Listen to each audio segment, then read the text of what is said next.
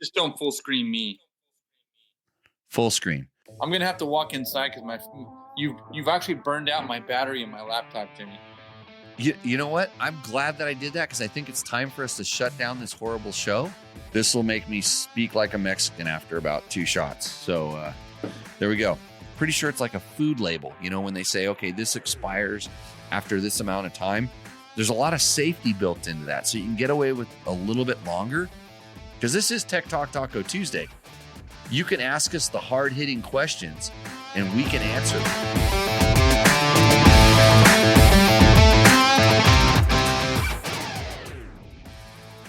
Okay, welcome to Tech Talk Taco Tuesday.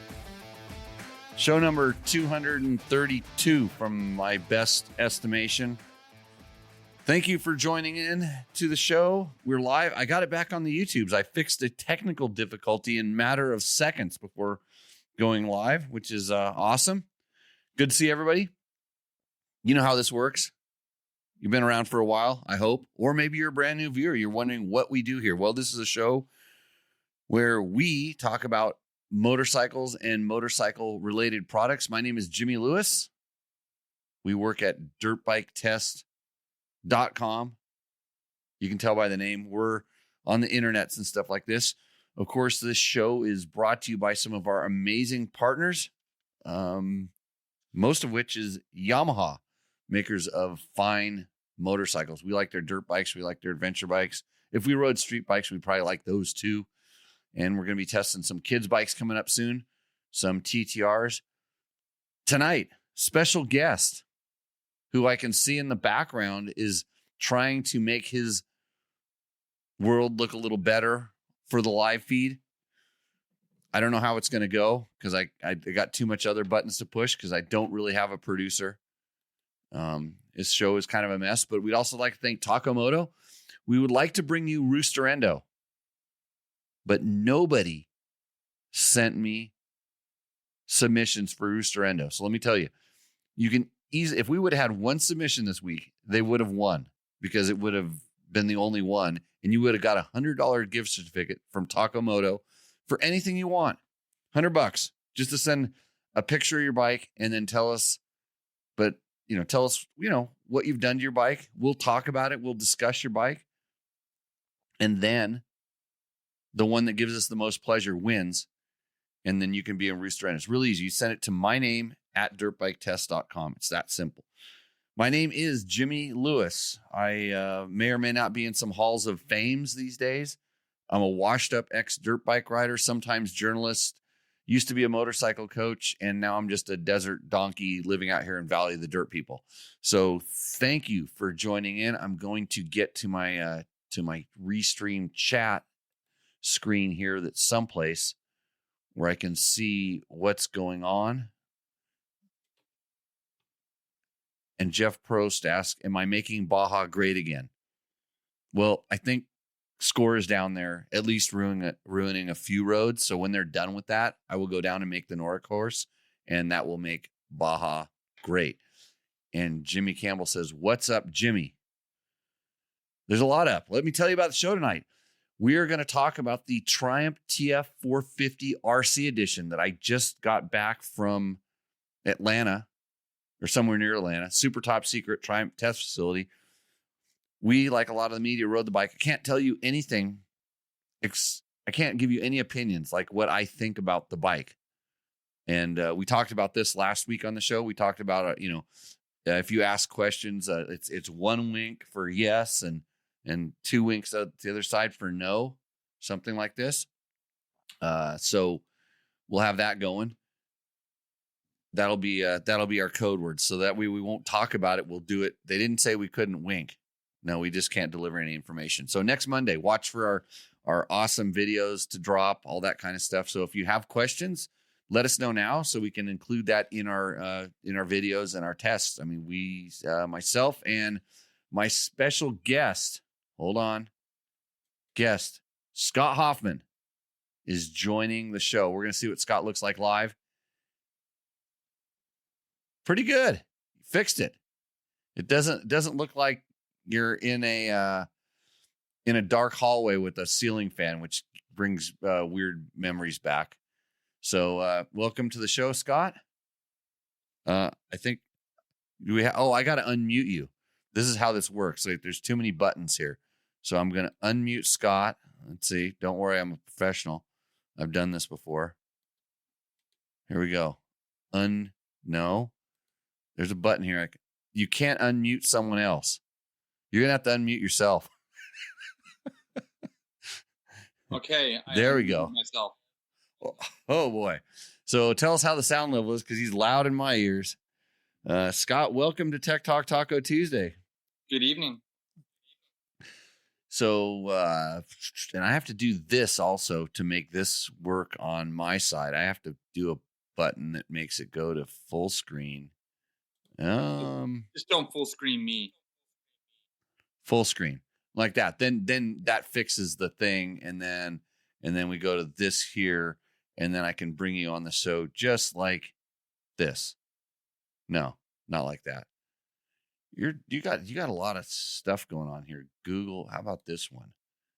Does that work? Nope. See, it's all jacked up. This is why you need a professional to run the show for you. You're a little pixelated on my side. Well, that's your connection, not mine. Oh, let me look. There's, I've got it. It looks good. The internets are working fine. But tonight, for myself, I will be having a little 3 R's tequila, because everybody wants to know what are you drinking, Jimmy? And tonight it's 3 R's. That's which camera is the one that's pointing at me? That one right there. This will make me speak like a Mexican after about 2 shots. So there we go. So Scott, I can't ask you how you like the Triumph. No, you can't. Nope. And because we do want to get invited back, but we can talk about all the stuff that they told us in their press introduction. So they sat us down and they told us all about the new bike. Actually, the other thing they told us, this is news to if you are a Triumph owner, they told us that you can get updates for free to your 2025. No, the 24. 24. Is it a 24? Oh yeah, that's the 24, and we're riding the 25. I forgot what year I'm in. I live in the future. Yeah.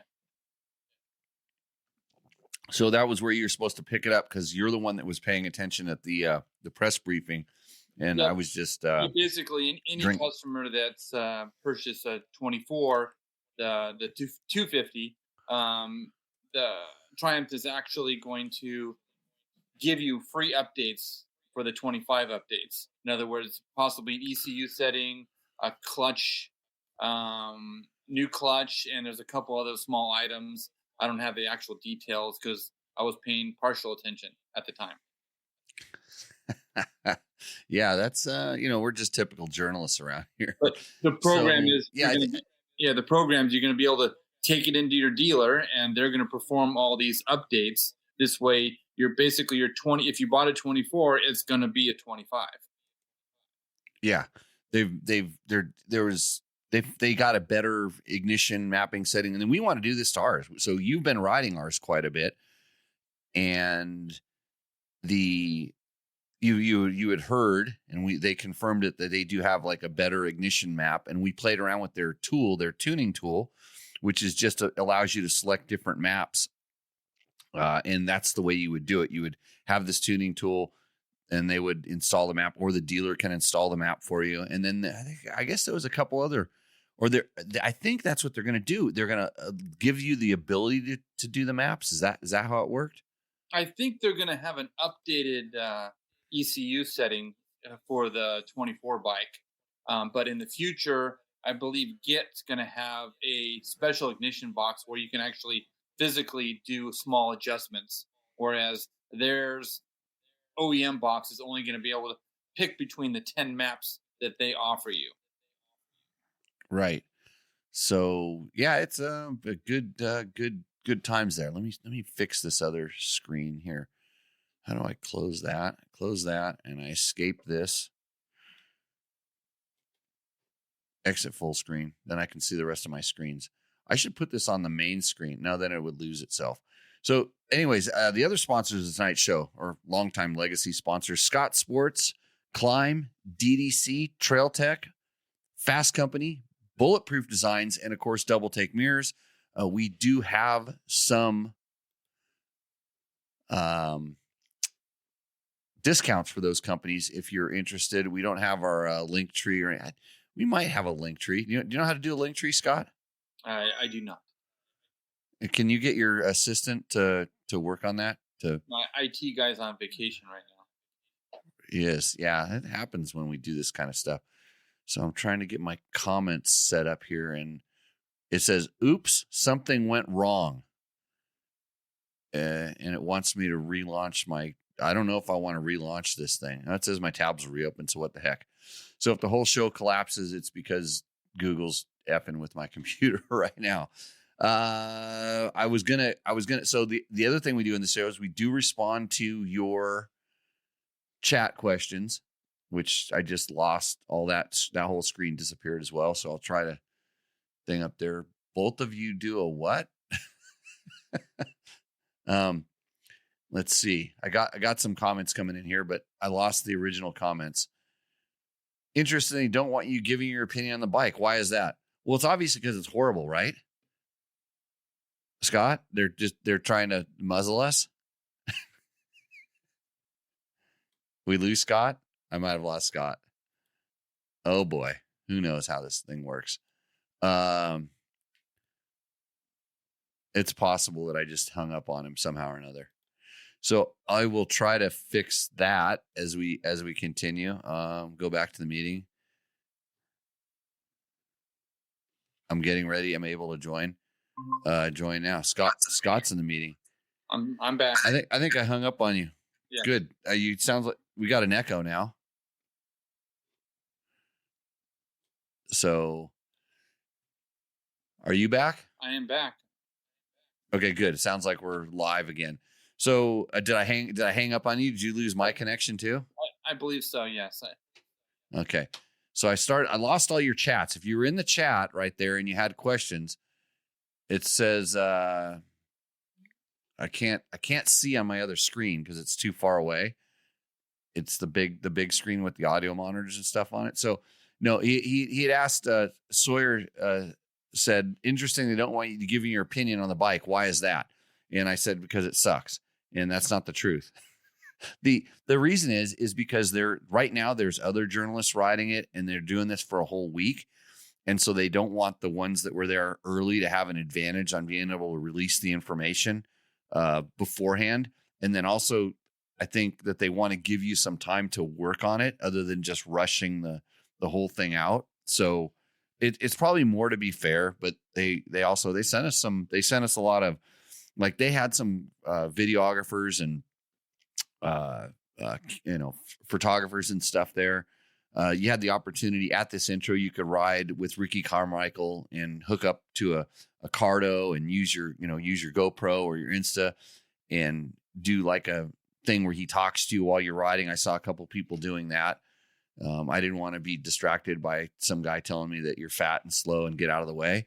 So I just passed on that. But I did get a little interview with Ricky to help out one of our loyal viewers, Matthew. Bren Lugo says the press release isn't out yet. So no, they've released all the information. Like they put all the press info up, correct, Scott? Yeah, the bike's been released it's been weeks and weeks by now. Right, that they've talked about the bike. Yeah, they talked about the 450. They officially announced it, Ricky Carmichael edition. And it's not a special edition. There's only a Ricky Carmichael edition available in 2025. There's no standard and Ricky Carmichael. It's just the RC only. That's the bike. Yeah, and so the RC, what makes it the RC edition is they basically have there's some graphical, some graphic stuff. There's signature on it, the little goat logo. It has his preferred bend of bar, and then his grips, I think, comes with a bar pad. ODI handlebars compared to the Pro Tapers that are on the 250. And also there's a Henson RC clutch cover. Not a cold clutch, has just the cover. Yeah, it has the cover with the Triumph Racing logo on it, and it has the bar pad and stuff. So it's kind of like, I think they're just doing it because it seems like they really appreciate having Ricky on the team helping with the development of that bike. And he was there. It's pretty stoked. It's funny. It's really hard to shut myself down to not give opinions about the bike, because I know exactly what I think. And but you should watch our Triumph 250 first test. We have the whole first test is up there, and we did the initial riding impression video, and watch that. And I'm winking at you right now. Right. You'll get a flavor, and you'll see some stuff. So anyways, Ron Wheeler says hello from Alabama, and we're Ron Weedler.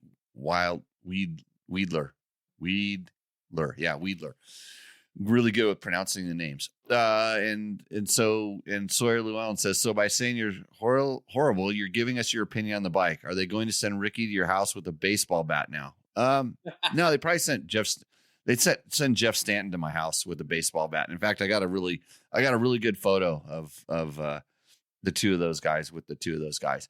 So one of the things we do on this show, you may or may not know, is that we answer your motorcycle product related questions, as well as the questions that pop up in the chat.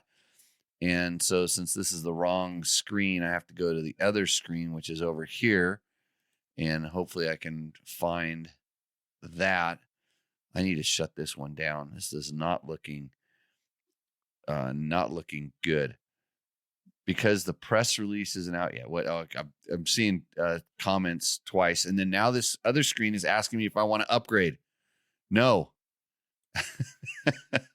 All I want to do is get this show done. Are you still there? You've been waiting a long time and you want to join. I guess I should. Did you get kicked out of the meeting, Scott? Are you still here? No, I'm still here. Okay. You've been in the meeting. I'm really screwed up. Let's see. I'm going to leave because I'm not in that part of the meeting. Are we still here? I'm still here. Oh, good. Whew.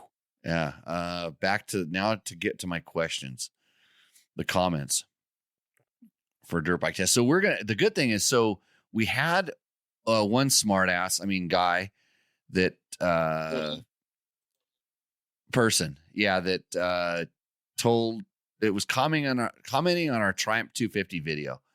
And I'm going to get to, I think I can find that comment, hopefully. And then they changed the YouTube things here. So I had his comment up. I can probably scroll down and keep finding it, and I will read it. That's from the TX250 test. That's from the TX250 test. Yeah. And this guy, he was telling me how to ride, and he brought Ricky in the conversation, and I disagreed with him. I always disagree with people that the GOAT himself. So I went to the GOAT and I said, hey, had this question come in, and because there was some stuff that was that's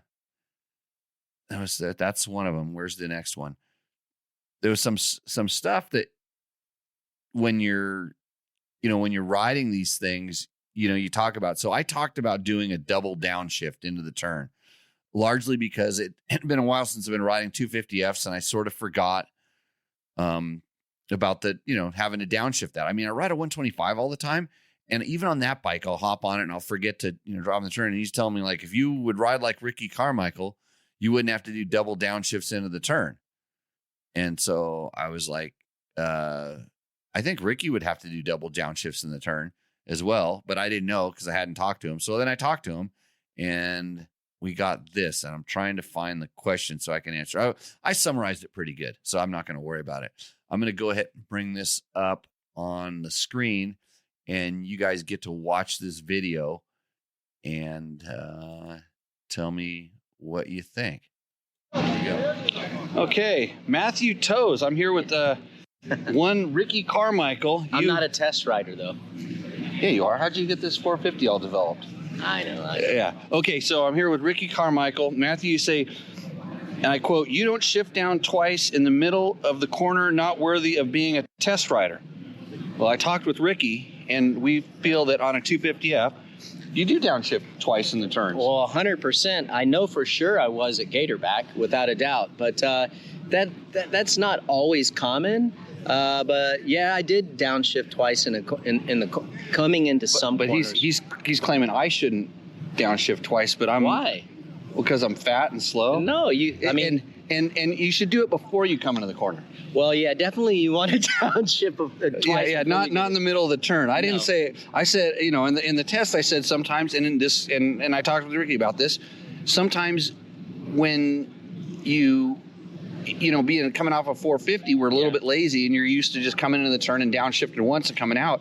And on a 250F, I had to remember to double downshift. Dude, when I was there, I was having to do the same thing. There were several times when I'm like, man, am I in second or am I in third? And then, of course, I was in third, so I had to hurry up and downshift. But that's common, especially for someone like you or I who most of the time, I mean, I don't want to speak for you, but I'm riding the 450, and so I'm just so familiar with that. Yeah, you're just doing kind of out of habit, and you do it a couple times, you bog coming out of the turn, then you remember the next time, okay, double downshifts. That's right. Okay, but here's the other part. Yeah. He says, I need to watch Ricky Carmichael going around Gatorback Cycle Park, no dips in power. He's doing 65 miles an hour all the way around the track. And it's you as a bad rider, not the bike.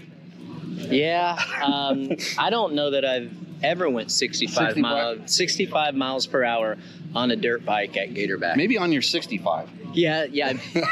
Not even on my. Sounded like that's it, right? It definitely sounded like it, but yeah, I mean, the top speed isn't as much as what you would think. It's how you get. Let's just say that 50 or 53 is as fast as you go, like top speed. It's just you do accelerate to 53 or 60 mile an hour, very, very fast. But definitely, I don't recall going 65 mile per hour. Okay, so Matthew recommends if you change up early, the torque will pull hard in the next gear. That was the whole reason of changing to the 4-stroke engine. So I'm not really sure what that means. Do you know? Well, I don't. Maybe he knows. Maybe Matthew. Maybe you know something we don't know. Yeah. But that 4-strokes do have more torque. Yes. I still like a good 2-stroke though. Do you? Yeah. I'm a 4-stroke guy. I mean, I do like 2-strokes, but I'm a 4-stroke guy because I do like the low end torque. Yeah. Yep. And for sure. Yeah. So. But then he says you got to rev the shit out of it someplace here. But well, that's not necessarily true because I rev it, right? I'm a rever. I came up from the 2-stroke era. Yeah. I grew up on 2-strokes. I raced most of my career on 2-strokes, so I still have a tendency to ride 4-strokes like a 2-stroke. Nothing wrong with that. A lot of clutch, whatever. And even today when we were watching you ride, you were in second gear. Yeah. Pretty much every place I was in third gear. Yeah. And it sounds different. It's faster. Mm-hmm. And so, and that's the thing. These bikes, the good thing about the 4-strokes, the power band's twice as long. Well, I think too, definitely that. And you're able to hold a gear a little bit longer, and depending on the mapping that you have, definitely helps for that. But also, I think it also depends on where you grew up and what kind of soil you grew up on. An example, I grew up on the East Coast. Deeper, more traction. You're going to need to ride, with a little bit more clutch, especially on the 2-strokes, a little more clutch, a little more RPM, where as opposed to living in California, you are, you're on harder pack, sweeping corners where you can lug the bike. This stuff is like Velcro here today. It's so weird. You go into the turn, you almost have to loosen up on the bar so it finds the bottom of the rut. Where if you like at home, we're always sliding it around the ruts. But that's what's cool about testing bikes in different places. But thanks, Ricky. Yeah. We'll put this on. We'll put this back on Matthew and see if he can respond. So I think we're both good test riders. Yeah, I think we can hold our own. How about that? All right, thank you. Yes. Okay, how was that, Scott?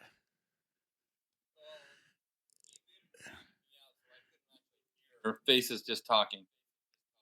Yeah, I know. This is part of when we get the producer situation sorted out.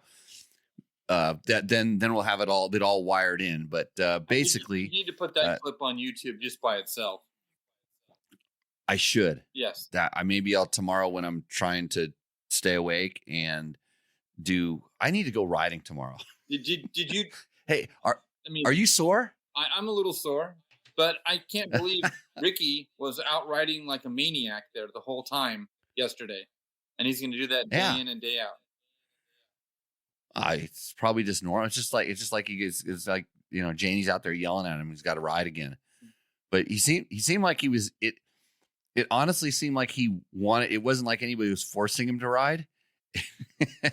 You know, he was wanting to get back out there and go at it, which is pretty cool. And I think I overheard him saying he's about to turn 47. Really? Yeah. Yeah. That wouldn't. Yeah, that wouldn't surprise me. The guy still hauls. I mean, I remember when 47 was an old person. So, got some questions coming in. Derek Brotherton says, "Howdy from Texas, Jimmy. I just got a CRF 300 rally for putting around on the ranch and trail riding in the national forest. Is there a good multi-tool I can carry that you recommend?" And so the answer is yes, there's a couple different things. If you're looking for something really small and really compact that does a lot, Motion Pro has a thing called the MP tool. And it's a thing that goes inside of a little zipper.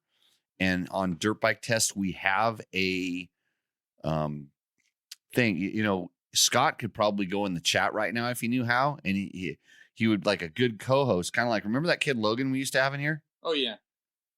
Okay, so Logan would actually be able to go on a Dirt Bike Test and he would search it out. Because if you search on Dirt Bike Test, it comes up, you search MP tool, that test would come up. It might be a test, might be a video or something like that. And then all the information is there. So that's the number one thing. If you want something really small that can do a lot of stuff. But now there's companies that make kind of purpose-built toolkits for the bikes. And there's a company called Cruise Tools that I've done some stuff with, and they have like sort of brand specific tool rolls. And this is what I carry like on my Tenere. And then I have one that's a KTM kind of, they call it a European metric specific kit. And then I have one that's sort of it was like, I don't know if it was a Yamaha specific kit or a Japanese OEM specific kit, but I started with these and then I take those and carry them around. So Cruise Tools is definitely one.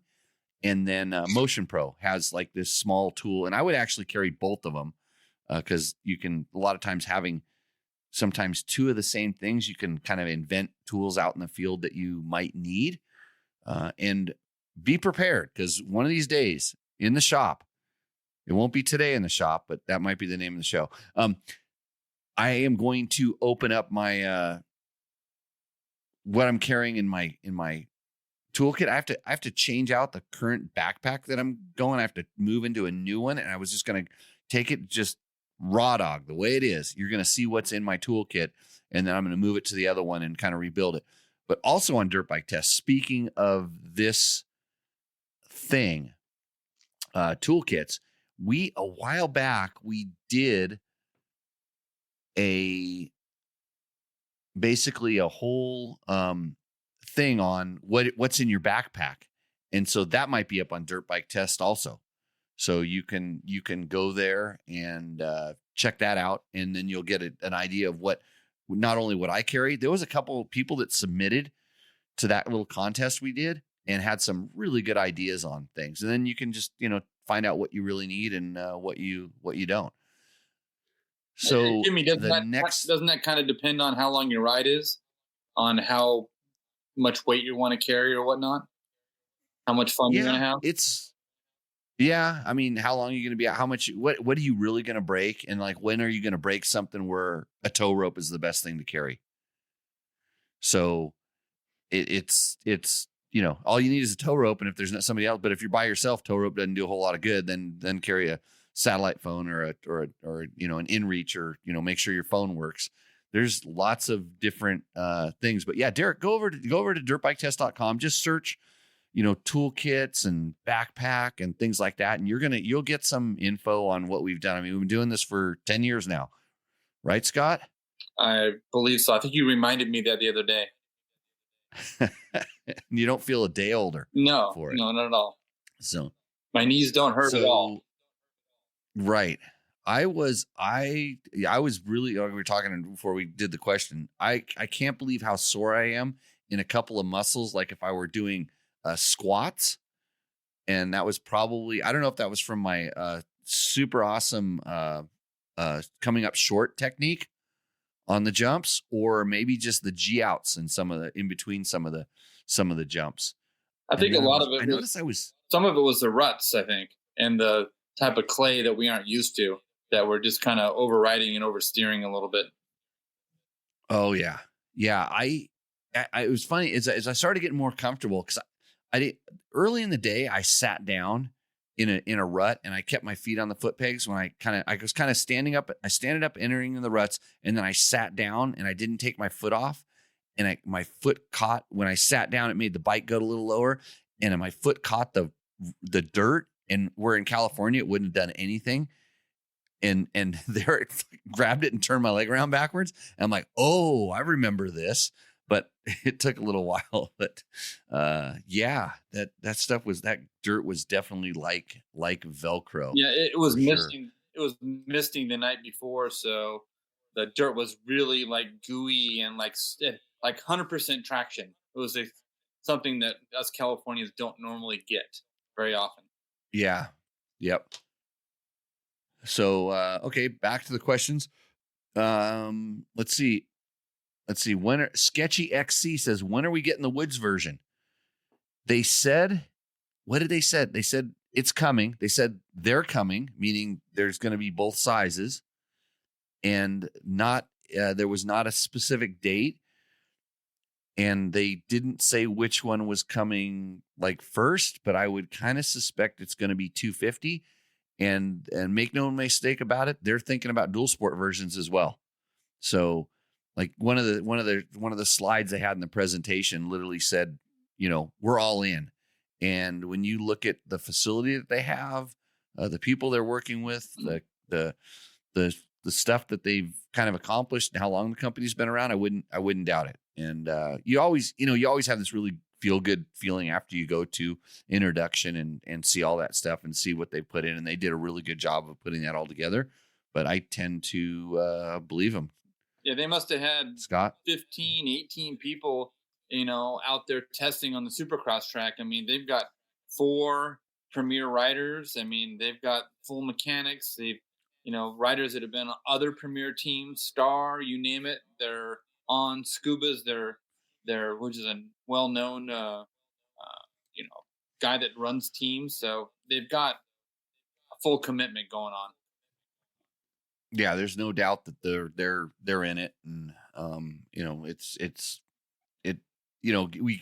Scott especially kept asking about kind of like return on investment and stuff, and like when are you gonna when's it gonna return, and how do you build a dirt bike from scratch? I mean, it's not an easy task. No, you yeah, exactly. You don't just build it from, I mean, you do, but you don't. I mean, and their methodology is really solid. They're looking at what everybody else is doing. Everybody goes, it looks like a KTM copy. No, it's not a KTM copy. It's not even close. That'd be like saying that a Cove is a KTM copy also. And just look at it closely. And then you go, well, it has some shapes that look familiar, and some we'll call it features. Like, okay, the Triumph has a single cam 450 and a double cam 250. Well, so does Honda, for instance, and so does KTM. So where are they looking? It's they weren't afraid to let us know that they rode every motorcycle, and they had them all. So they made comparisons, and they looked at what the competition has going. So, I mean, they just didn't go blind, they figured out what the base was. What is the pros and what is the strengths of each motorcycle? And that's how they helped create what they have now. Yep. Aaron Davis has a question. Jimmy, if you could pick a Yamaha for the day, but you had to pick from a brand new 2024 YZ250X or a brand new 1995 WR250R, what would be your ride for the day? I would go with the brand new bike. What, you kidding, Aaron? I mean, you know what you notice when you ride old bikes, especially when you go back into the 90s? The brakes suck. The brakes are really, really bad, and they're slow handling. The bikes just they feel heavier, they feel lazy and all that stuff. And I mean, even though it's a nice 2-stroke, I do like a 2-stroke, and in reality that motor hasn't changed a whole lot from then till now, but you would be surprised at how much the little changes Yamaha's made to that motor have made that that bike so much better. No doubt about it. Blue Crew, go buy a new one. I'm pretty sure that you're going to be able to get really good deals on dirt bikes here in the thing. And Chris Reel, for the perfect toolkit, service your bike and change commonly broken parts using only your go tools, is what he calls it. So he's saying when you're working in your shop, use your toolkit. And I suggest this all the time. Use the toolkit you carry with you and see where you run into problems, when you're working on common things. So I'd like to give a quick shout out to one of our favorite sponsors of this show, partners of the show, DDC Chain Wheels. These are awesome stainless steel Delaney drive components. They make them for most of the modern dirt bikes and some of the adventure bikes. Still trying to make them for the Tenere, but our very first sponsor decided to sponsor the show before I even knew we were doing it. And so check out ddcracing.net if you're in the mood for a new sprocket and chain. Speaking of that, Scott, you did replace the chain on chain's the only thing you replaced on our 250 or Triumph 250, yeah? Yeah, I replaced the chain and I went up one tooth on the sprocket. What sprocket did you use? A Pro X. Okay. What was it off it? They had it listed for the Triumph already? No, it's a crossover. The KTM sprockets fit on the Triumph wheels. Okay, cool. So then DDC sprockets fit on Triumph wheels. Should have talked to me. Should have talked to me. I could have got you, slid you a hookup. Nice stainless. Never wear out. I was getting some Dunlop tires from Mr. J. Clark, and he was kindly enough to give me a Pro X rear sprocket as well and say, "Here, go try this." Nice. The next thing, Dan Parker says 2021 Gas EC300. How do I fix the detonation when letting off the throttle at higher RPM with the clutch out, other than getting back on the gas? So that is the 302 stroke, the detonation when letting off. So Dan, you're hearing when you're hard on the gas and let off, is it just like one or two ding dings of detonation, or is it constant? Because I think when you let off, you kind of hear it like one or two, and then it stops. I wouldn't worry about that. That's not bad, especially on a decel detonation. It's not gonna be a big thing. But if it is the whole time you're off the throttle, is it detonating, or is it doing kind of some run on? Give me feed me back that information, and I'll continue with my question. Aaron Davis says he has a friend that had the WR250R and it was a rocket. Well, there's no reason why your current YZ24 isn't a rocket either. And have that friend ride a new Yamaha YZ250X, and he'll think the same thing. Sketchy XE jumps in here, says, I've ridden the 250X in the woods. It's a great bike, especially for a moto bike in the woods. East Coast style, he says. So he can't wait for the dedicated woods version. Oh, of the Triumph, I guess. Oh, okay. So he's talking about the Triumph. I thought he was talking about the Yamaha YZ250X. Here's the one problem I have with Triumph calling their bike a TF250X is every other brand uses the X designation as their cross country or XC or, Grand Prix bike or, not moto. Everybody else uses kind of like R or F, and then they went X, and it's like, it gets confusing. Too many names. And he says it feels nothing like a KTM. I agree. On the 250, I don't feel a whole lot of KTM similarities to that bike at all. Scott? Oh, you want me to chime in? Yeah. Oh, yeah. I mean, have you ridden a KTM 250? I haven't ridden the current KTM 250, so I can't really jive in there. But compared to the 25 YZ 250F I rode, I mean, the Triumph chassis is just very easy to ride. It's very easily to adapt to. And for me, being 6'1", I thought the thing would feel cramped or small or whatnot. And it was just, everything seems to work and is in the right place. So, yeah. And the KTMs typically were, and I don't know about the newer ones. I don't struggle with that. I know for the bigger riders, the KTMs used to always be a little bit better. Like Hondas and KTMs, the bigger riders could get away with. The Yamahas typically felt cramped, but Yamaha's been working on stretching their cockpit out a little bit. Yeah. Oh, for sure. Yeah. The Yamaha in the past, that's been the 250 that I can actually ride and have fun. Some of the other bikes, because of the way the power was, they made them a little bit less bottom on 24, 25, but the previous version, I could ride it being, 200 pounds or 200 plus. And, that's the one thing I liked about the Triumph is that I didn't feel like I was at a disadvantage riding a 250, even being at my weight. It was just easy to ride, smooth, and the power seemed to work well. I mean, I did add at rear sprocket. So I moved the rear wheel back. So it did lengthen the chassis a little bit up, but I didn't ride the bike stock. So I'm not really sure what it did compared to the wheel being back. Yeah. And when we were going through the race shop, they had all their 250, the practice bikes the guys were using for Supercross. They all had their wheels back. Did you notice that? Oh yeah. All the bikes were running a longer chain for sure, and almost all the way back in the swing arm itself. Yeah, and that's that's a personal preference. But when you watch, you see 3 or 4 like team bikes, and you see everything back. It's like they know that's what those guys like. That's the feeling and the sensation they like. So, and then you weren't able to get the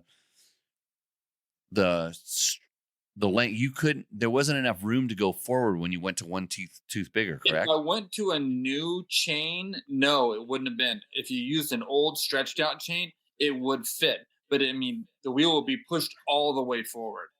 So it's like something, I don't think they really thought about the gearing changes, about trying to figure out the lengths to set the swing arm so you can go forward and back without changing the chain. So that's one thing that I would say, that you can't just slap one tooth up with the standard chain. You have to pretty much add two teeth. Yeah, and on the 450s, just stock the way that they are, it's pretty far up there too. It's in the front part of the adjustment. So that's correct. I think it's very similar. Well, the two bikes share chassis. I mean, the swing arms, the wheels, the frame, everything's a carryover from the two different bikes. It's the same. It's like they made a chassis that's going to work with both, and the engines, which are completely different, both have the same engine mount points and all of that stuff. So the frames are technically interchangeable. You can put a 250 motor in a 450, and if you really not that anybody's going to do that, but they didn't even change the bottom cradle of the frame. It's basically a carryover for both bikes. Yeah. So next, let me go to next question here. I've lost I got to figure out how to make this work better. I got an idea now. I need another screen. I need a fourth screen here in this thing here. What if I carry this thing over here? Oh, that could be disastrous. So yeah, they're agreeing that the naming is a little bit off. Let's see. Dan Parker says, I'd say 3 or 4 aggressive Michigan trail riding. Where were we talking about 3 or 4? Oh, okay. Hold on a second. Oh, okay. So Dan, I got it. You're back. This is the thing with the chat is like the conversation has the delay of the feed and then the delay of other people talking in there as well. You know, with 20,000 people watching us live, Scott, it's really hard to, keep all this under control. You got to get a producer. Right. It's the millions that we're making doing this show. Right. It's because I'm not about the money. That's why I don't do it on that much of a regular basis. Okay. So he gets 3 or 4 dings. Okay. So Michigan, usually sand, heavy loads, and then he's letting off and it goes, because out here on the Austrian fuel injected 300s, fuel injected meaning TBI, TPI. And his would be, let's see, 2021. So his is TBI. His is TPI. His is transport port injected. And I get 2. I get ding ding when I'm in like a deep sand wash. I don't think I'm not too worried about that. Those if it kind of pushes you into the turn. So here's the thing you can play with that I would play with is, since that bike has the you still have the ability to adjust the power valve and you have the ability to adjust the idle. See if you can lower your idle speed down a little bit. And so I do idle speed first.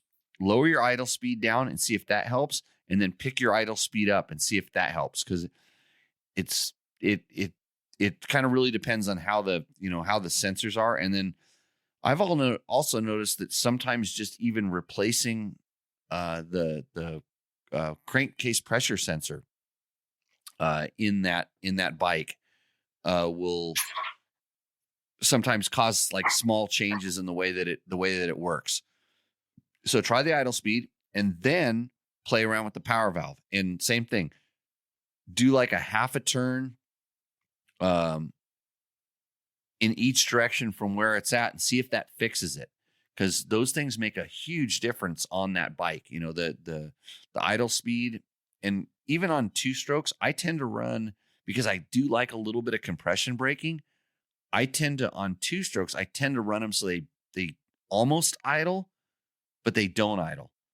So that's kind of one of the things. And then the power valve, what it's doing is when you shut off, depending on the RPM, that power valve can shut down right away. And all of a sudden that boosts the compression and increase the heat inside the cylinder. It's already kind of hot there, and it kind of helps it stay a little bit hotter. And that might pre-ignite the next couple of charges of gas until it kind of all synchronizes. So hopefully that helps you out with those items. And Jimmy, is that a lean condition, or what is it when you're on a fuel injection? I don't know that it's lean, or it's just the computer trying to figure it out. It's because even on a carbureted bike, when you shut off, that there's like generally I'm trying to think of like when 2 strokes used to seize when I was riding them. Like you'd be wide open, and then you would shut off, and then you would come back on, and it kind of created a lean condition. But carburetors tended to be kind of rich a little bit, and I think the fuel injection is actually like lean a little bit. So it's I'd have to. It's one of those things, like, I'm sure if I had the bike, I'm trying to get this screen to go back to normal. Where did I messed up my screens again. Now it won't minimize. Now it's disappeared. It's gone. I lost my chat screen. You guys are in trouble now. And to do two things at once, think and talk at the same time. Oh, I usually don't think about anything, but now we're in deep doo-doo because I don't even know where that screen went. Maybe I can close it down on the bottom. Again, we're hiring a dirt bike test. If you would like to become an indentured servant or a slave, we are looking for a producer at this. That's particular. You have to live in the desert. And if you can live in one of my trailers. Actually, if you're good with tools and you want to refurbish a nice, it's a double long, single wide trailer. We might be able to accommodate you. Okay, that went there. Where did it go? Oh boy, we're gonna have a problem when this thing disappears. Now I just pulled that out of that thing here, and it goes. I'm gonna put it here and go here, and go back to there. Got it. Okay, got my screen back. Might lost the rest of the show. The next thing is, I felt right at home, says Sketchy XC, and my personal bike is a 2022 KTM 250XC TPI. So he felt right at home on the Triumph riding it in the woods.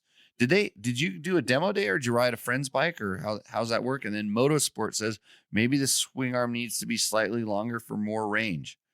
I think the swing arm is, talking about the 250, of course, only. I think the swing arm's fine. I mean, I just moved the wheel back because I needed to change the sprocket, and it just was what happened. So I was just trying to. But you liked it better when you moved the wheel back. I never rode it stock. I just put the gearing on it. Right away went to gearing. Right. No, I think I rode it once. I rode it once, and I was like in between second and third, over revving second. Third wasn't on it enough because of my weight, so definitely the sprocket made it way more fun to ride. Yeah. For a heavier guy, I could see that. I mean, it's. Yeah, no. When I rode it, I don't think I was at. It was at Glen Helen, but it was pulling the hills really good. But I never found myself to be in between gear. But Glen Helen had a lot of roll speed. I think if there would have been any like tighter turns, I could see where I might have liked that one tooth up. And then I did talk to Jay also. That's a Dirt Bike TV Jay. You can go over there. He's got a podcast too,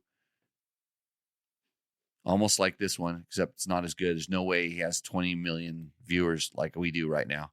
Okay.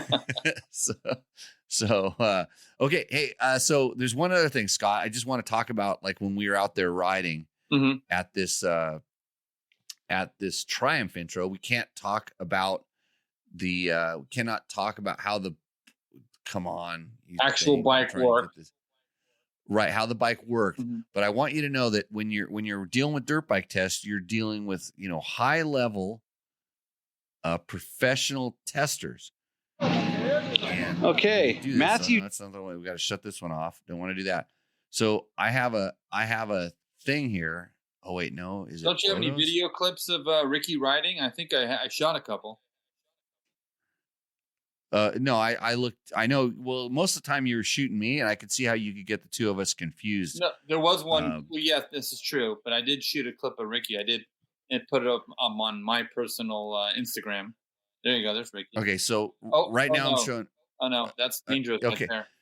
Who's the guy? Yeah. So, well, I just want to. I just run this little slideshow here right now. So, the guy in the red is Scott.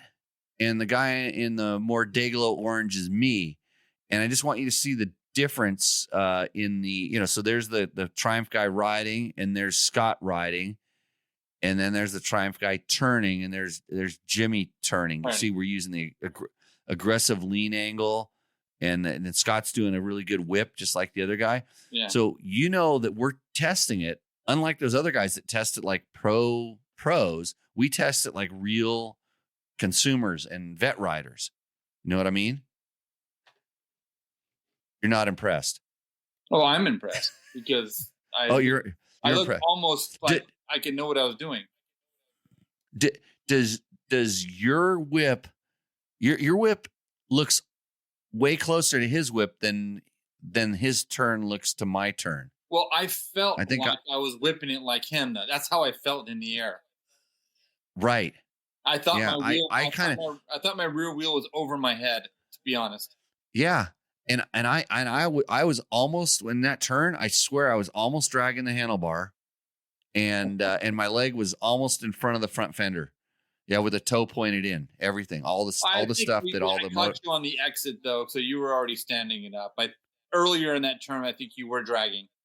I was dragging the handlebar. Yeah. Oh well, thanks for helping me out there. Lucky I didn't go through the photos. I didn't go through the photos that much deeper to figure that stuff out. But just when you are realize who you're getting your information from. You don't want your information from somebody that doesn't ride like you. So these are important things. The one thing at the intro, I even asked that question. I go, "You've got all these fast dudes doing your building the bike," and I go, "What about your demographic?" And they actually came back and they said, "Yeah, we do have a variety of weights, a variety of speeds. They all give input, and it's not just about that." And Ricky even said that he knows kind of what people want, and he tries to think and ride at there and try to give the people what they're wanting, not necessarily what he likes specifically.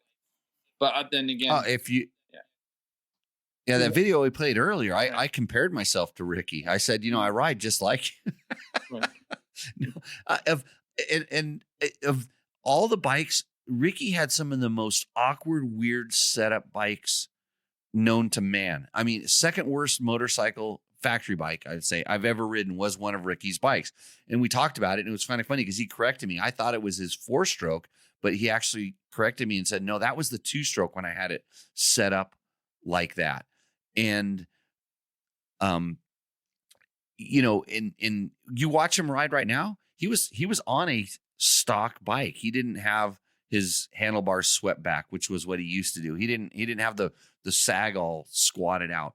And for sure, even when we were talking to the technicians about there's personal preferences he has, but he's ridden other, stock bikes and learned from all this other stuff. And it's if I wanted to put my influence on this bike, these are the directions I would go. And I think that's what they started coming out with, that's what they explained. And so one other screen that I have that I wanted to share is we have, let's see if I can. Yeah, Ricky also said that, when he came into the project, nothing was made. It was still a concept on paper. They had ideas or whatnot, and they went out and between him and Tedesco and whatnot, and they pretty much helped develop this bike from the ground up, and they just kind of put their input, what they were looking for.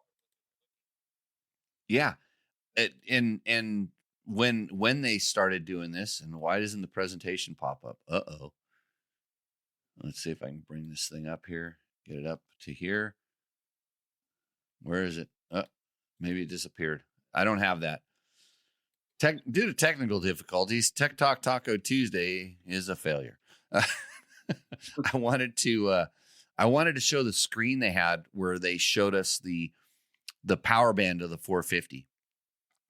They showed us a torque curve, and then also a torque curve and a horsepower curve on the new bike. And I can't comment on it, but I wanted to throw it up there just because I think it's good. It's good to see.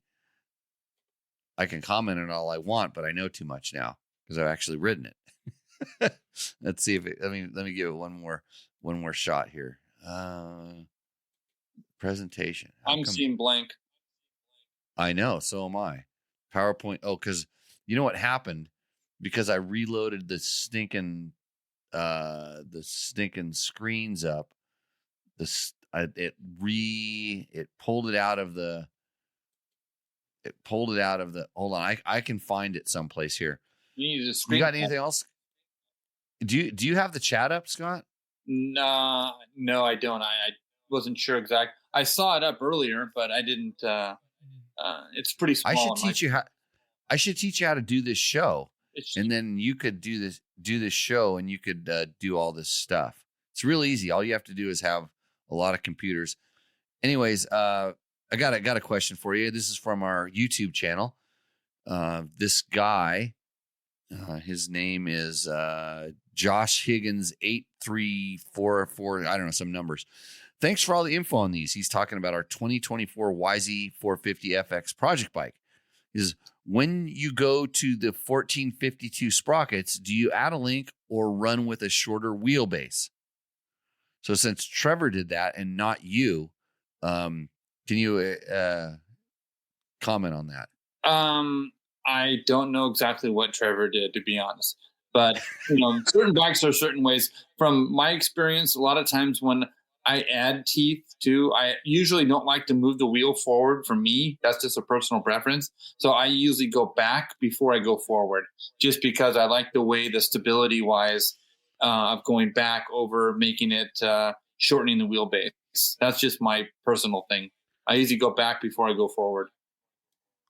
Yeah, I tend to do kind of I'm not afraid to go forward. And in fact, sometimes if I go forward, sometimes if it starts being a little adverse, I will drop the forks down in the triple clamps a little bit. So in other words, lower them a little bit if it seems to get bad. Mm-hmm. Before I will, because all of a sudden, if you want to go back, you have to add an extra link of chain, which requires a little bit extra mechanical bullshit.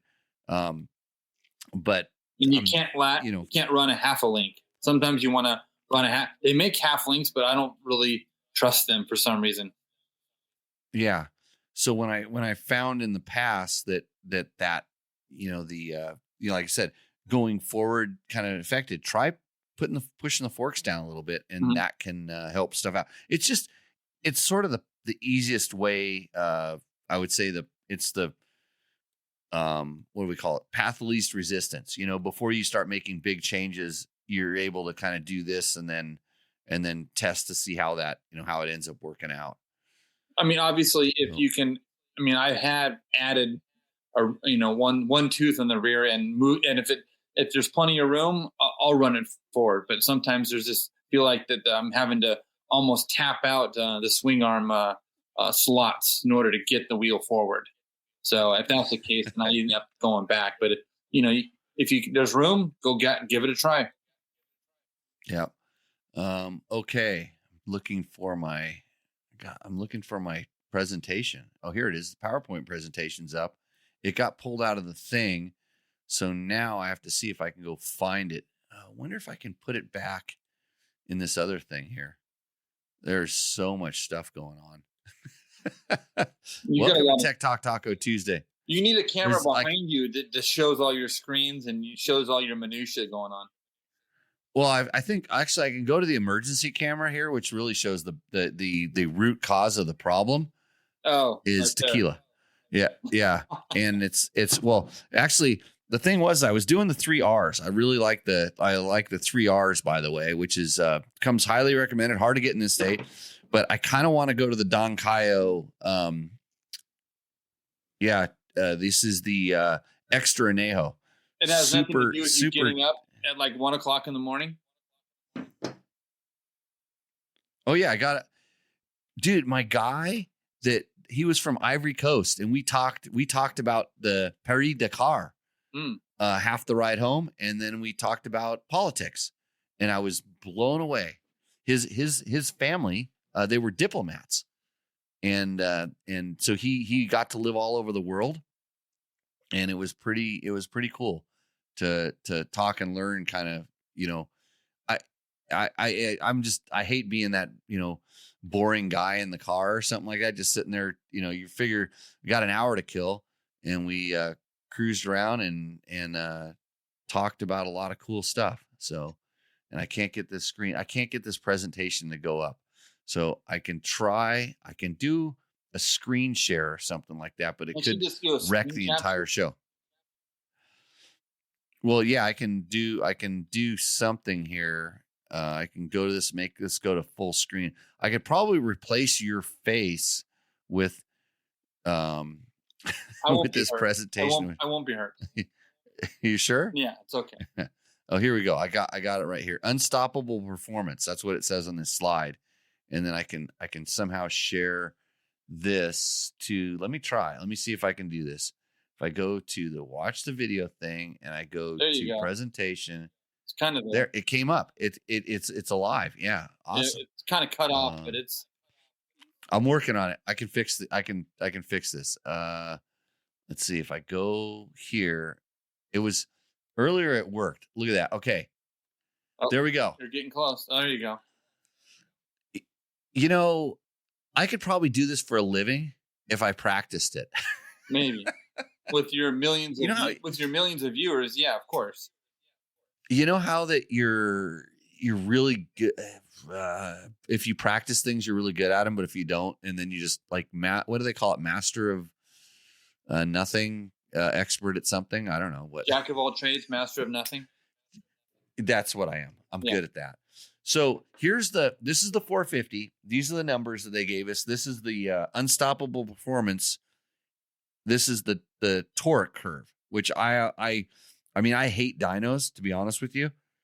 And we don't ride dynos, but and in our video, I know for sure I'm going to get into the tunability of the bike with the different maps, because that was the one thing I spent a lot of time trying different maps and learned quite a bit about it. About what they did, though. I know I can't talk about what they did, but I did try them. Yeah, this is a fact. So this graph, I can't really comment on it, but you just look at it and then you can see it. I'm going to scroll up to the horsepower graph. So you get up over here. If you have questions, you can ask them in the chat, and then we'll go back to our super top secret winking. You know, if it's a double wink with the right eye, that means yes. And if I one wink with the left eye, that means no. And you have to understand that I don't know the difference between my left and right. And then it could be backwards on your screen, so don't get confused, if you know what I mean. So those are numbers. If you wanted to do that, that's the information we were given. So with the unstoppable performance. So I'm pretty sure so we're dropping this. I'm going to do the video and you're going to write the words. Yeah, that's the plan. Well, then you're going to throw in your insights that might not be the same as mine, but we'll cross that path. Right. Well, we're pretty on the same page, I thought. Oh yeah, of course. Yeah, exactly. Yeah. We're on the same page. Can't talk about it unless somebody asks in the chat, which I've lost my chat screen again, Scott. So I have no idea stuff everywhere. What's going on in the chat. I'm going to find it here. So get rid of me. Well, okay, I'll get rid of you. I'll just go back. Just this there here. There we go. And now there's something about a secure video conferencing that I need to be doing. Let's see how it works. Where did the damn restream thing go? Here we go. Okay. Here we go. Somebody says Hall of Famer bro. So Motorsports does. Thank you. I think he was talking about me. Did you see all my Hall of Fame medal? I put it up on the wall here someplace. Who's Hall of Fame? The Off-Road Motorsports Hall of Fame. OMHOF is for short. So there's a video up there where I accepted my award with a helmet. I put a helmet on because that's my safe, happy place. Where was the banquet? So it was at the where the hell did we go? South Point Casino in Las Vegas. Oh, nice. Yep. And Curly says, if you were Logan and Logan was you, you'd be fired. Okay. You're right. I think you should dock your pay for the evening. For sure. Okay. Cheers. I will do this.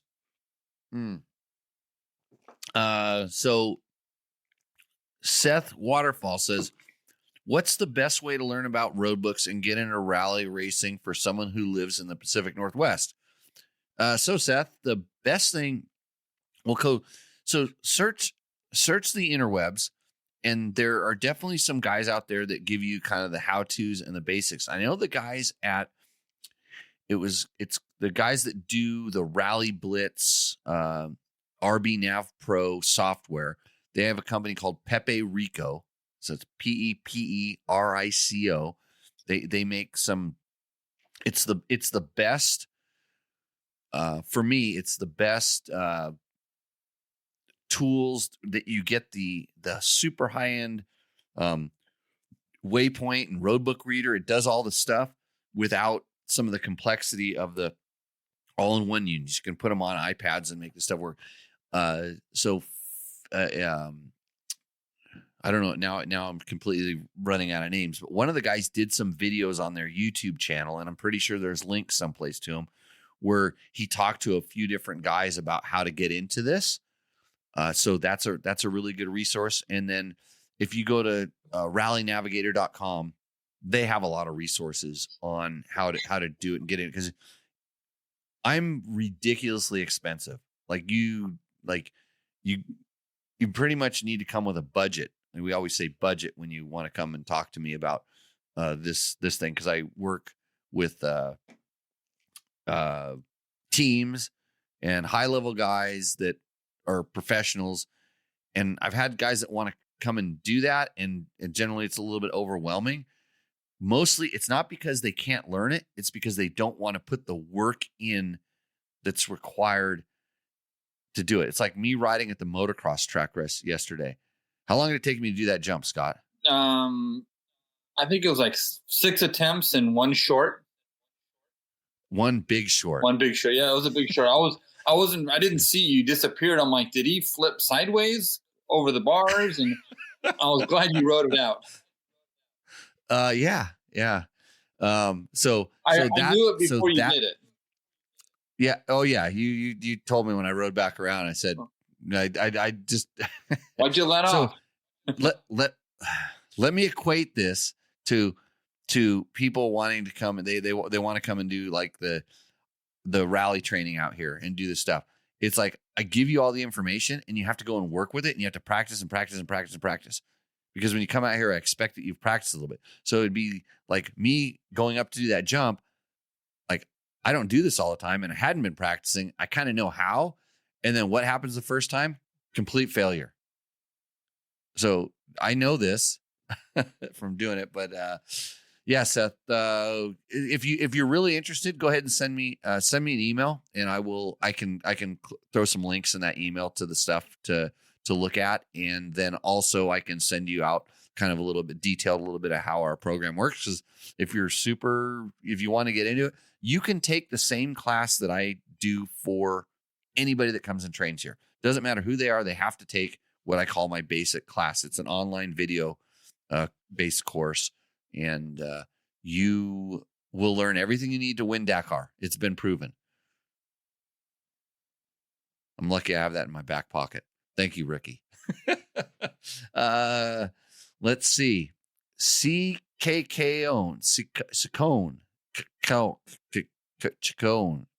I don't know how to say it.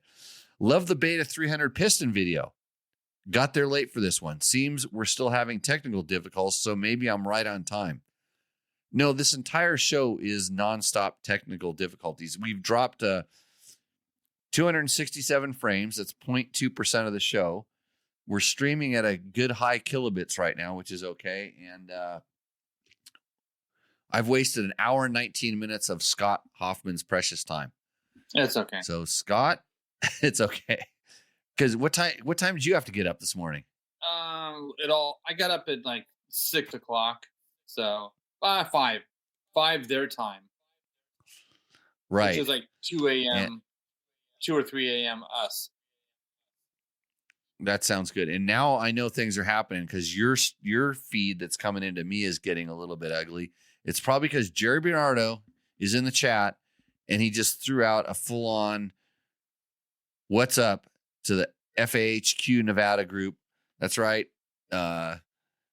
Representing. If you want to know what it is, check out Fuck You on Instagram and Facebooks. And when they drop awesome shirts like what I'm wearing right now, and or hoodies, I got a really bitchin' hoodie from Jerry not too long ago. Check out their stuff. And if you're afraid to drink tequila, you can always read this book. So this is Jerry's book, Coffee Brewed with a Graveyard Mist. If you're a friend of some of Jerry's writing, you can always do that. I also like to thank our sponsors, companies like Bulletproof Designs that make awesome products exclusively for me. This is the wooden front disc rotor protector. Scott, do you know about this? I do not. Baltic wood? What? I guess it's maple. It's a rich maple is what I was told. But I'm a big fan of these front disc protectors. In fact, people used to try to hide them when they'd send rooster endos. They'd position their bike so I couldn't see that they had a front disc protector on because I would talk about them. So they made this. This one's 3 ounces. It's only 3 ounces. You can burn it. It's biodegradable when it's done, and it floats. So it would help, like if you're going across a water crossing with your disc protector, this help it. So Bulletproof Designs will not sell you one of these, or maybe, if you're an influencer on the internet, you can probably get one because all the influencers are probably going to copy me now and want one of these. But good times. And speaking of that Beta 300 piston, here it is right here. That Beta 300 piston is sitting right here in my greasy little hands. How many hours? And someone I think is, I forget, but like between 40 and 60, somewhere around there. Maybe it was 60 to 80. I don't remember, but it's almost like this KTM piston here. Cause this is Tech Talk Taco Tuesday. You can ask us the hard hitting questions and we can answer them.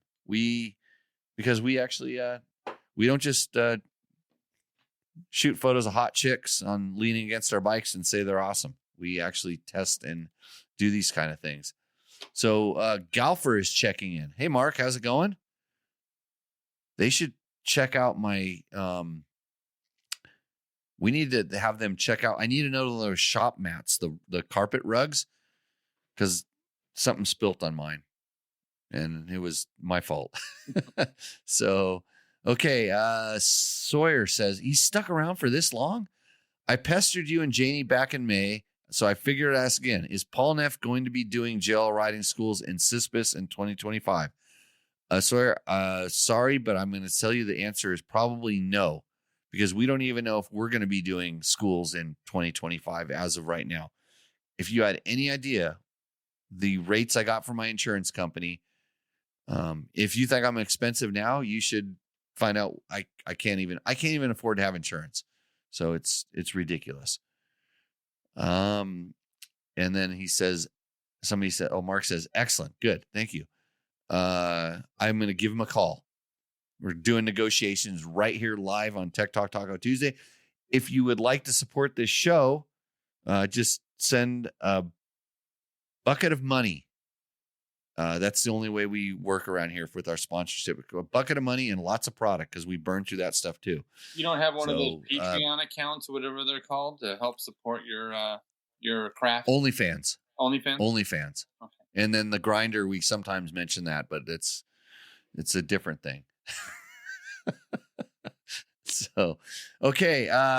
We got to get back to the hold on a second. I'm trying to find, I was working on getting here we go. Our questions. So somebody's asking about the AJP test that we just did. What about original replacement parts? Are they easy to get? And are dealers in Brazil? Any? It says Big Orna Films. Films. Good question. Since I haven't been to Brazil this week, I didn't really get around to checking out the dealer thing there.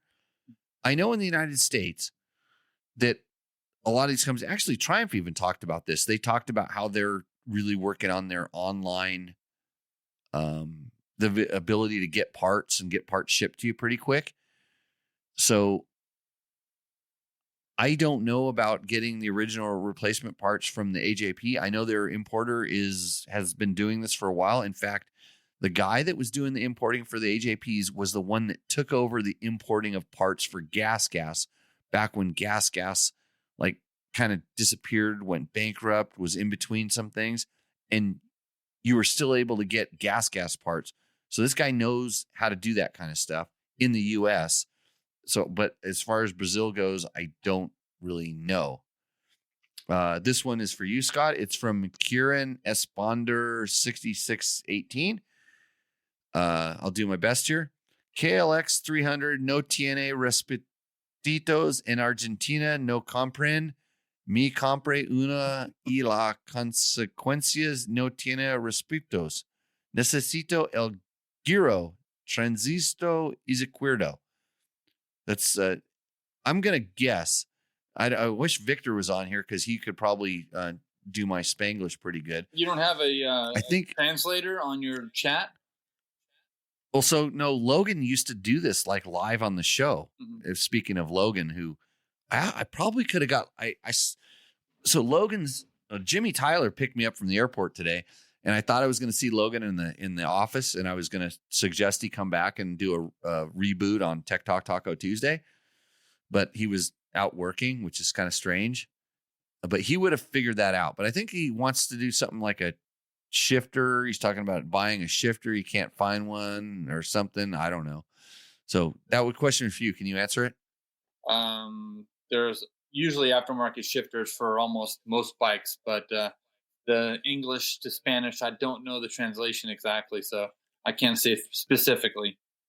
But you know, almost all those bikes has aftermarket shifters and brake pedal for those things. I will tell you that if you were, I don't know about Argentina, but let's say you're in Guatemala, Costa Rica, and you're riding one of those bikes, because they are, and if you're on a 300 down there, you are a baller, by the way. Usually you're riding a 150 or a 190. And it might look just like a Honda one or a Kawasaki one, but it's going to be a Zing Zang or a Juju or something like that. One of the hottest products on the market down there is a little rubber tip it's like a condom that you slide over your shifter, because when you're riding in your flip-flops, because it's so hot, the shifter will burn your toe. And I got one. It's a Pro Taper product. You probably didn't know that Pro Taper actually makes these, because it's Pro Taper labeled and branded. It's a Pro Taper shifter condom that my buddy brought me back from Guatemala. Are they available in the US or no? I have one that I'm willing to sell. It's, since it's imported, there's going to be a lot of taxes and duties on that. But yeah. So next question. On our 2024 Beta 300RR test, Cat Ben says, how many turns out in the fork preload do you suggest with the clicker settings you shared in the video? How many turns out on the fork preload? So he's talking about turning all the way in and then coming out. That's good that he's doing that, thinking that way. I don't recall. More than likely, I would say start at standard, and then, here's the interesting thing about and this is why, I like to give suggested settings, and it's amazing how many people will actually go out and try them. But at the same time, if you forget something like that, it's probably because it was standard. We left it standard on the fork preload. And the cool thing about fork preload, it's just a real easy way to make a quick adjustment, and it's done with your hand. You don't even need a tool. So don't be afraid to take it and turn it all the way in and go ride around like a little kind of like a place where your bike doesn't work that well, and ride it around, and then turn it all the way in. Figure out how many all the way in is. Like, let's say it's 2 turns from where you're at, and then turn it all the way back out and ride it around again. And then you will feel what it is. And then you don't have to ask us how to tune your suspension. It's good that we can kind of give you a baseline, because a lot of people will just put it in and go, oh, it's better.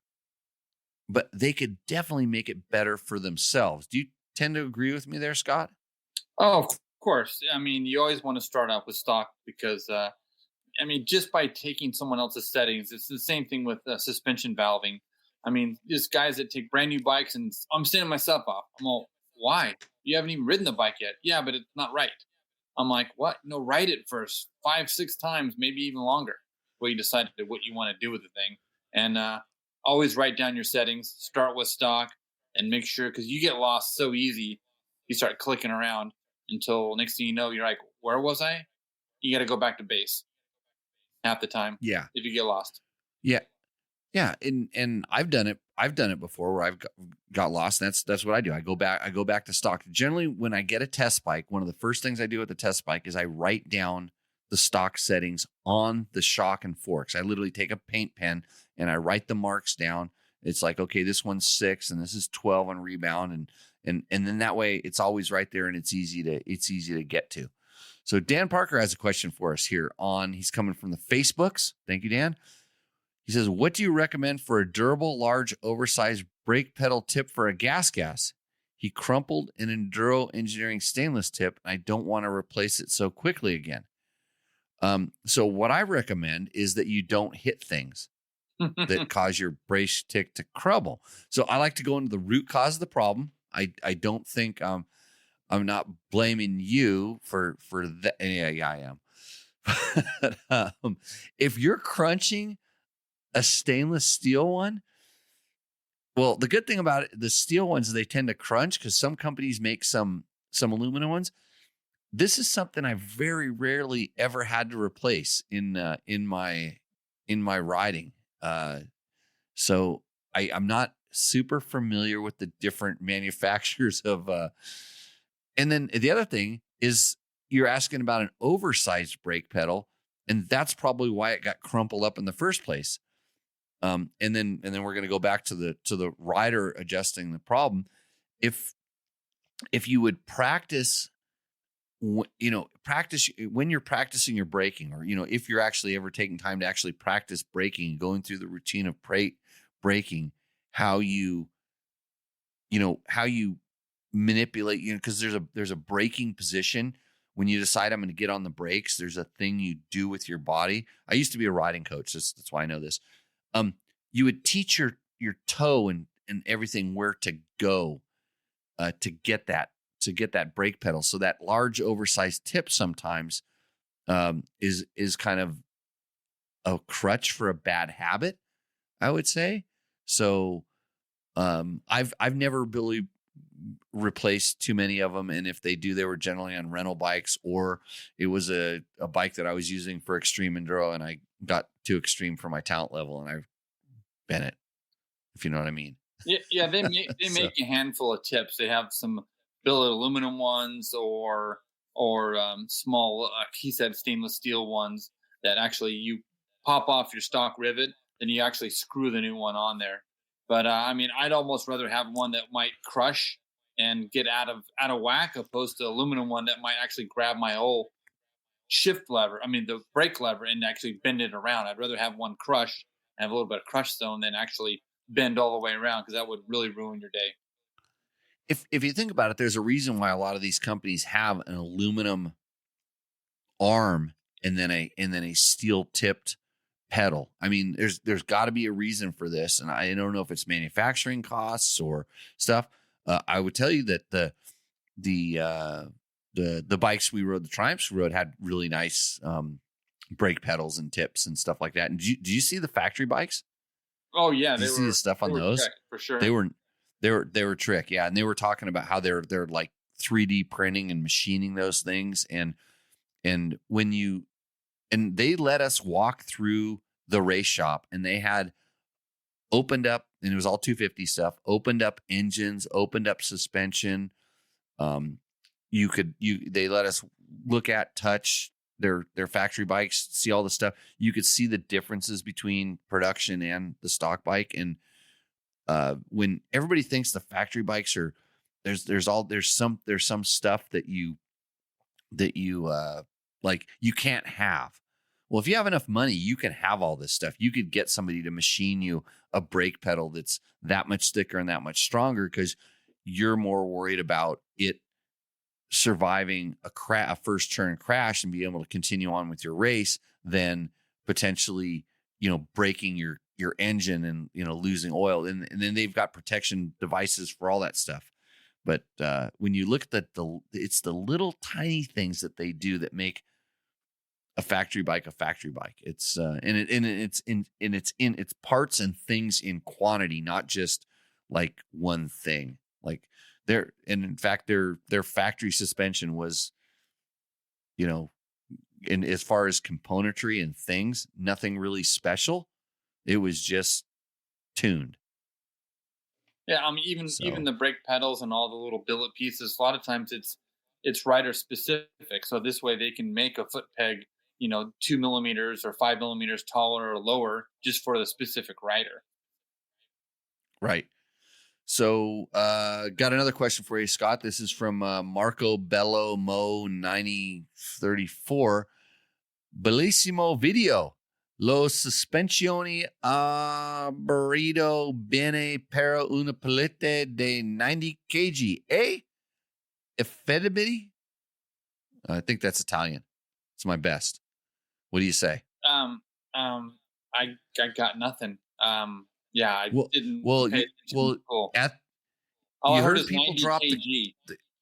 You heard people dropping kilos at the Triumph intro. They were using some of the kilograms when they were talking, so I thought maybe you would have tuned up to that number. Well, they asked me how many stones I weighed, and I said, "What?"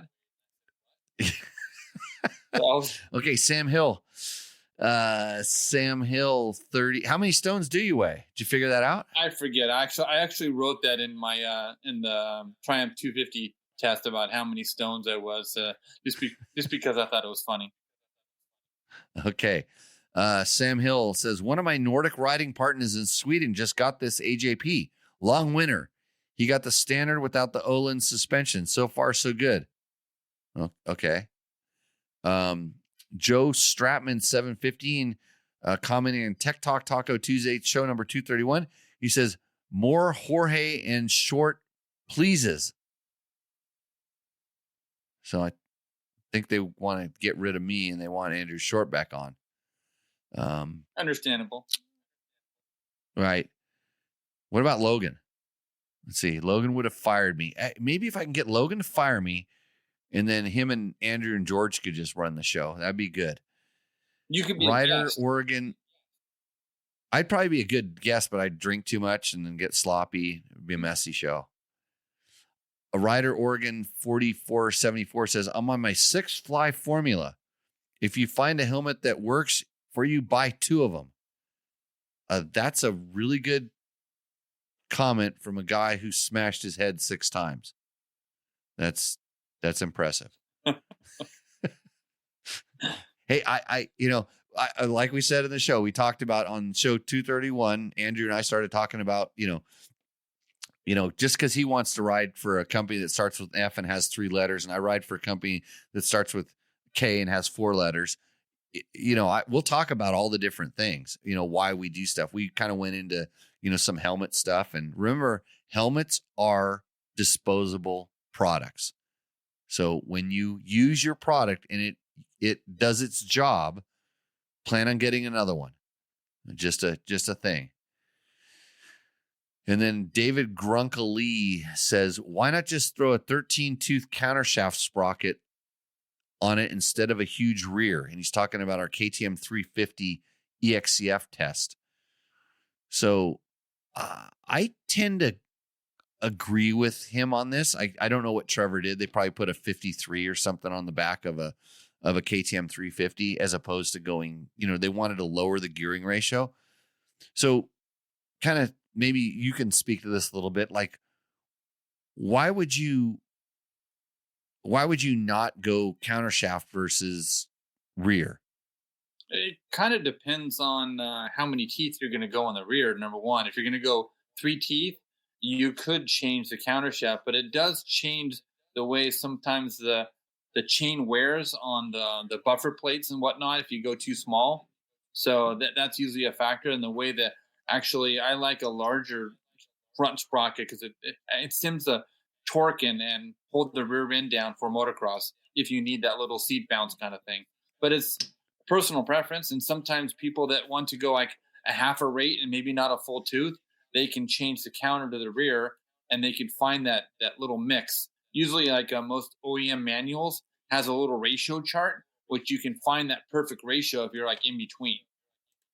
And this way, also, you Yeah, can it's not change the sprocket size too. Sometimes, I mean, the chain length as well. yeah, and so in my world when I'm thinking about, gearing and stuff, the counter shaft, it's 2.5 teeth. When one tooth on the counter shaft is like 2.5 on the rear, kind of that's it kind of depends on what which sizes you're running. But for me, I always got a little worried about when she started going up above 52 on the rear, the diameter of that chain ring, all of a sudden it's gonna, like I said, it's gonna because I'm thinking more about like, smashing it on rocks and stuff like that. It's gonna get a little bit big. But when you do that, there's also an effect on the handling, as much as there's effect on the chain wear.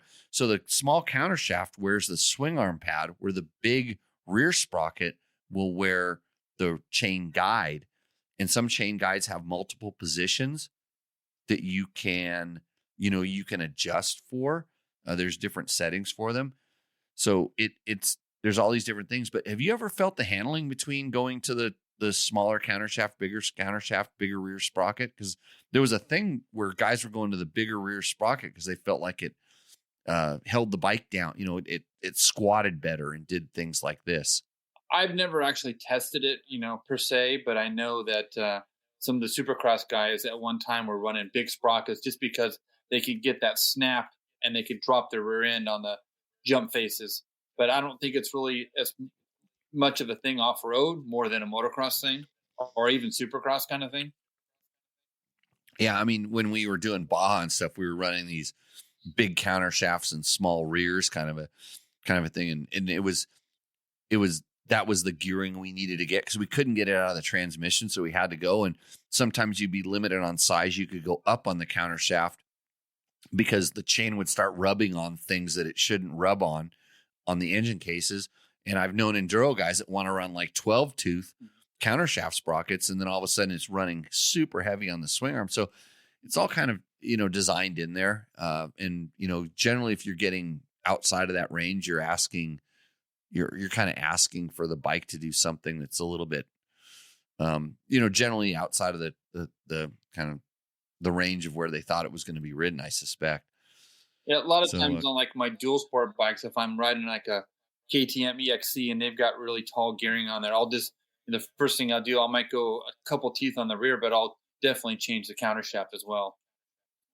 Yeah, it was for a while. It was always, it was always one down on the counter shaft. You would just go from the 15 to the 14 and stuff. There was, and if you're doing a motocross bike test in your motocross action, you automatically have to have a one tooth bigger rear sprocket. This is a known fact.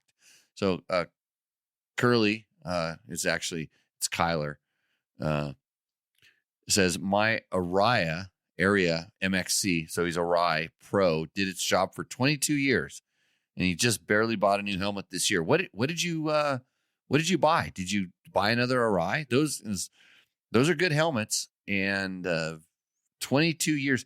So Arai tells you you're supposed to replace it after 5 years, and most helmet manufacturers have that someplace in their documentation, like how long they feel like it's going to last for.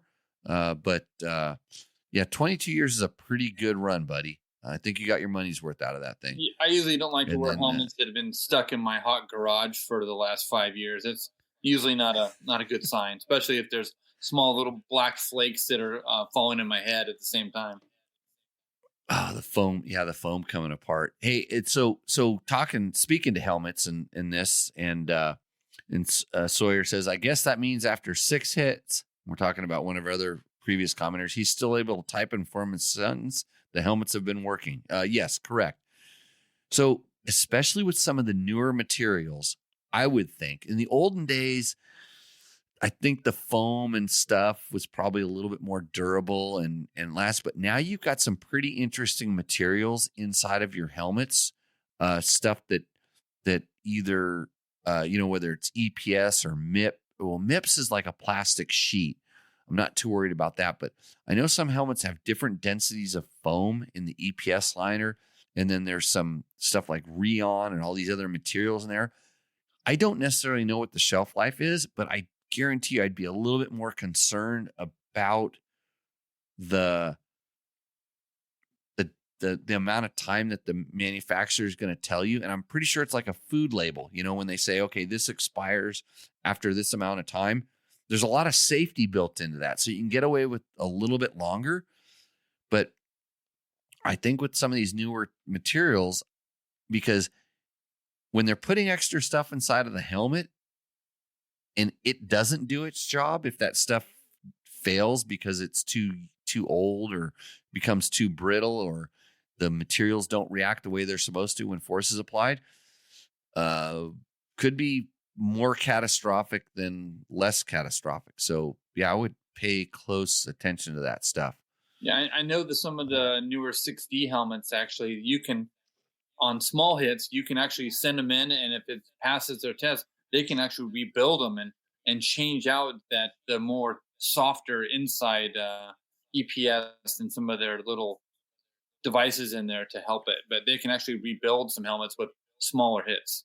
I'm not sure about some of the other manufacturers, but they're one of the manufacturers that you can actually do a partial rebuild on smaller hits.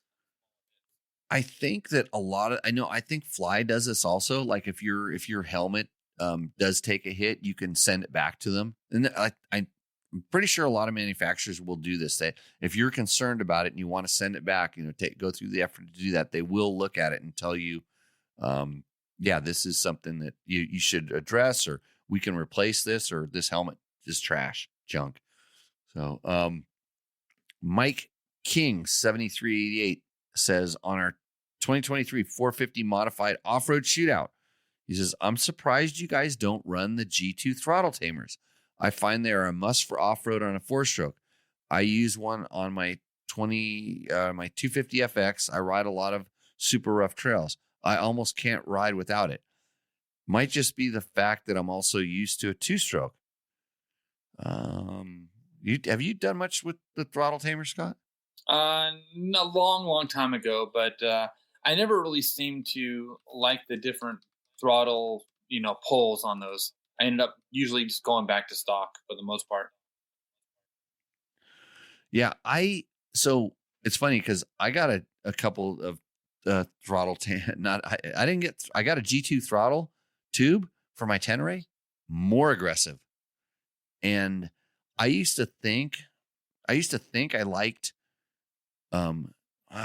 as I've done this more and more, like there's a certain feel like I like out of the throttle, and I guess I'm kind of precise with my wrist, and so I actually liked more aggressive ones. And the only way I found out about this was Motion Pro had this throttle with these adjustable things that I tested.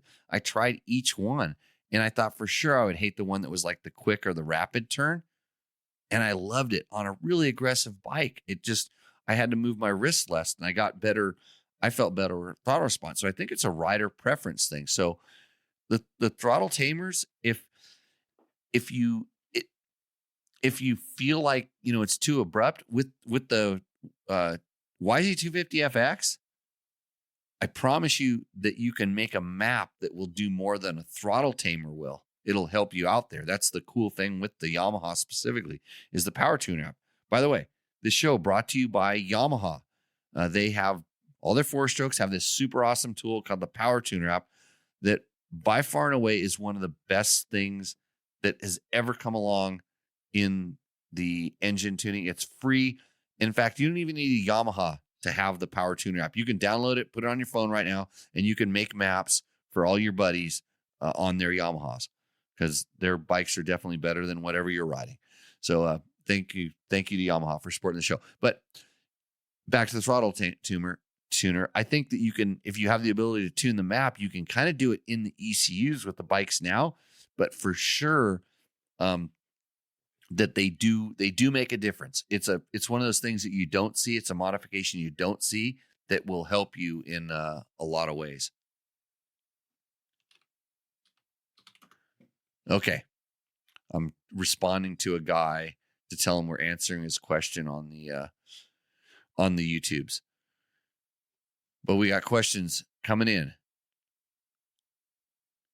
Curly says, I switched to my computer rather than my phone, so my spelling and typing is better. Awry. Yes, I loved my MXC Pro. It was super comfortable. Wow, Curly, your writing has improved exponentially. And everybody can see it in the chat. If you're not watching the show, you listen to it as a podcast. We have a chat that's generally running live up on the screen. If you're watching it on a big screen TV, you may actually be able to see it and read it, so you can see these questions that we get in, and then you can also see all the ones that we ignore as well. Although it's not that many. I mean, we have millions of people watching the show at this time, all 201 million of you or whatever it is. So I went with the Fly Carbon formula. Okay. All white. I'm really liking it. It's comfortable, good airflow, and lightweight. I'm pretty happy with it. Well, awesome. Yeah, maybe, you know what you should have said? You should have said, I bought it because Andrew was on your show. And then Fly will make Andrew have to sit next to me for 2 hours and waste most of his evening as well. He probably wants to go to sleep as much as I do right now. So, okay, 145 in. So this guy can. So sometimes when you comment on our YouTube videos, I will respond back that we answered your question. I'll tell you what Tech Talk Tacos Tuesday show, and if I'm nice enough, I'll actually type in the time when you get in there. So Dakota Petiti 4544 says he's 6'2", 205 pounds. He's on a 23 YZ250F, but he rode a Buddy's 21 KX250. And I think he's talking about the 4-stroke KX250 this time. He said, it fit me super well for my size. I'm thinking about switching to this 25 KX. Are Kawi's unreliable? That has me hesitant. Scott. I'm a Cowie owner, as you can see from the back, and my 450s have actually done well with me. I mean, I've put 80 hours on each one of these bikes and haven't had really any issues. The 250, obviously, you're gonna need a little bit more maintenance, so I can't contest to how many hours they will go, but maybe probably in the 65-hour mark before you want to at least pull the top end apart and take a look at it. But I think the Yamaha and the Cowie are pretty reliable. I mean, of course, you hear those one-off little issues that always happens to one in a couple hundred bikes, but it's always usually mechanic error that's caused it. But both of the bikes are good. I mean, it all depends on what fits you best. So I think, like, when so you used to be a Honda guy. You were always Honda. Yeah. And there was always Honda durability. And right now, if you asked me, I would say I have no problem, when you're talking about just pure durability, I have no problem doing, Hondas, KTMs, and Yamahas. They're all, to me, they're all the same. And then I'd always thought you step down one level and then you kind of go to where Kawasaki was. And I raced Kawasaki's. I've had Kawasaki's. I've ridden them a long time. And I promise you that they've come up. They're much closer to the durability of the brands I had just mentioned. But I haven't had one for a long term. I haven't ridden one hard for a long time. So I don't know in that thing. But then I would also say that maybe some of the brands that I just mentioned have come down just a little bit as well. Well, the only thing with the Cowie is that, I mean, some of the hardware and the nuts and bolts and stuff isn't as good quality, I would say, and the tiny little fit and finish compared to a Yamaha. But I mean, I haven't had a problem with it. But as long as you take your time when you're taking your bike apart and putting it back together, not by over torquing things and over tightening things, and if you do it right, it's not a problem. But if you rush it, then the hardware on the Yamaha and some of the little minor fit and finish things are a little bit better on the Yamaha, I would say. Oh, good. I'm glad you said a little bit better, because I'd have to edit this and clip you out because they are a sponsor of the show and we only say good things. Yeah, I think they are sponsors. The nuts and bolts and hardware choice. I think Cowie's a little bit behind the Yamaha. Yeah, but they've gotten way better. Cowie for sure. I mean, they used to have like really.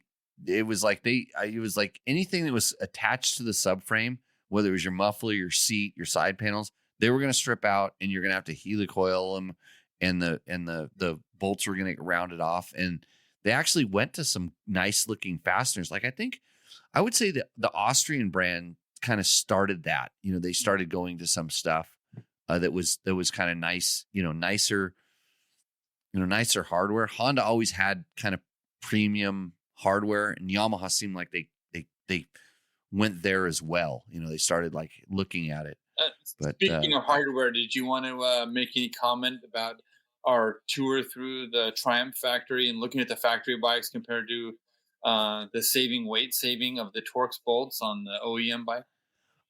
I'm not gonna comment on the fact that every bolt on that engine is Torx, because if you're working on it and you have Torx, it's no big deal. Like, I don't have a problem with it. You can click through. I'm sure you can click through our link on Rocky Mountain MCATV, and they will sell you a Torx bit set that you can put on your T-handle ratchet thing or your little impact driver, and you can work on it just fine. But the race bikes did not have Torx bits on them. They all had titanium 8mm and 10mm and whatever other millimeter hardware on them. And I don't know. I mean, it's interesting. I think Triumph has heard that a little bit, and they seem to be paying attention to the market. I don't know why they can't have the Torx and the Hex like some other brands do. But yeah, one of their comments was weight. They tried to save maximum weight, and they felt that the Torx bits actually saved them. They didn't have an actual number, but they said it was lighter overall if they used all Torx bits. Well, so if you look at a regular 8mm hex head, that's just 8mm, and if you added the Torx into it, it would be less weight. So if you just made it round and added the Torx into it, it's probably less weight, or maybe a little less weight. But I would argue, and we'd have to do it. We could do a scientific test. We could take 3 of the same bolts, one hex only, one Torx only, and one of both, a hex and a Torx. And I bet you the one that was hex and Torx would be the lowest weight. So, working on the 250, the first time I was like, what? Then once I got all my tools out and I figured out what fit, then I had all my sockets in there. It wasn't that bad. It's what, a Torx 25 for everything? There's like, I think 2 or 3 different even the drain plug is a Torx, right? No, I don't believe so. No, that was a 12mm. It's a 13. It's 12. A 12. Okay. There was so they can't decide between. There's a couple 13s on there, but it was only like the chain adjusters. Yeah. So they can't decide between 12 and 13. I'm gonna have to walk inside because you've actually burned out my battery in my laptop, Jimmy. You know what? I'm glad that I did that, because I think it's time for us to shut down this horrible show. Yeah. So Scott, thank you for coming on. You didn't violate any terms of our agreement with Triumph by saying bad things. Not bad things, but anything. We'll do that next week. Maybe I'll have you back on if you can charge your battery up by then. But sounds good. Thanks for joining us, Scott. I'm sure your fan club now, they'll want you to run this show too, and then I can retire. I doubt that very much. Yeah, maybe. Okay, good. I'm going to shut you down from this meeting. Thanks a lot. Okay. All right. Thanks, Scott. That's Scott Hoffman. He's a I would like to say co-owner, but I had the business agreement structured so that he is just a slave. Like you can be, if you want to come in here and push buttons for this show, or push my buttons in the comments, or share this with somebody. Hey, we really appreciate you tuning in and doing this with us live almost every Tuesday. When we feel like it, when we have some news to bring to you, but share with a friend. Go to we have links. Go to support us on Dirt Bike Test, and you can shop through Amazon if you're buying, especially really expensive items like TVs or electric cars from China. You click through our Amazon link, and then Rocky Mountain ATV MC, if you're doing some motorcycle parts, we get a little cut of that kind of stuff. It helps.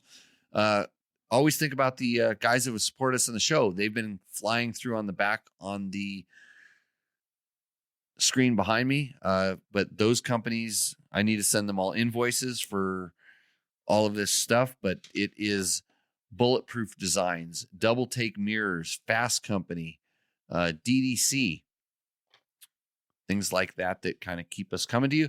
So with that, since we've answered every question known to man on motorcycle related products, my name is Jimmy Lewis. This is Dirt Bike Test. This has been Tech Talk Taco Tuesday, episode number 232. And we'll see you out in the trail. So cheers, everybody.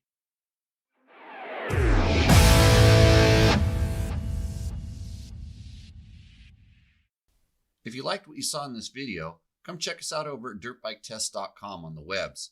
We have bike tests, product tests, a lot of fresh dirt, and you can even support us by clicking through our links. Hopefully, we'll see you out in the trail.